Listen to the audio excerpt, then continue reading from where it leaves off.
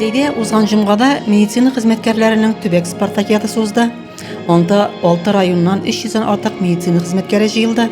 Спорт чарасын район башлыгы Разиф Кәримов ачып, спортта һәм медицинадагы казанышларны билгеләп үтеп, медицина хезмәткәрләрен Зейгә күчеп килергә чакырды.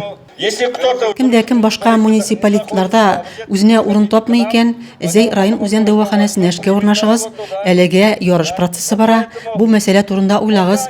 Без андыйларны яратабыз, ди Разиф Кәримов. Спартакиадада катнашучыларны район үзәк дәваханәсе баш табибы Айдар Фатихов та җылы котлады. Вы знаете, ковид приходит и уходит. Ковид килә дә китә, ә бәйрәм һәм традициялар яши. Без медицина хезмәткәрләре моны яхшы аңлыйбыз, ди Айдар Фатихов. Спорт чарасы җиңел атлетика буенча эстафета ярышлары белән башланды. Стартка беренче булып хатын-кызлар басты. Алабугадан шәфкать туташы Виктория Заболонская көндәшен шактый орта калдырып йөгерде. Девочки, все молодцы. Без әлеге ярышка бик ныклап әзерләндек. Әлеге нәтиҗәләрдән канәгатьбез, ди Виктория Заболонская. Ир-атлар арасында узган эстафета ярышларда мавыктыргыч булды. Алар бар көчләренә йөгереп көндәшләрен узарга тырышты. Дамир Сөләйманов тумышы белән Зей шәһәреннән, данлыклы табиблар Тәлгать белән Гүзәл Сөләймановларның кече уллары.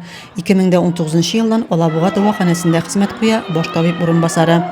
Хәзерге вакытта Алабуга шәһәрендә хезмәт итәм, заместитель главного врача по поликлинической работе. Бүгенге вакытта настоль теннис буенча катнашырга килдем. Ак халатлы шәфкать ияләре бу көнне шулай ук волейбол, өстәл теннисы, шахмат, канат тартышу, йөзү буенча ярышты. Теш табибы Рөстәм Әгъзәмов үз көчен шахмат уенында сынады. Енді ана орын үшін деп бармайсың бит енді теге шул участие главное. Булгалый орыны да кайбер чакта булгалый, булмаган чагы да бар, төрлечә була. Команда өчен булгач, команда өчен шатланасың инде, анысы бар. Ярышлар мавыктыргыч узып, анда катнашучылар бер-берсенә актив булышлык итте. Спорт бәйрәме Спартакиада ярышларында җиңүчеләр һәм призлы урын алучыларның тантана төстә котлау белән тәмамланды.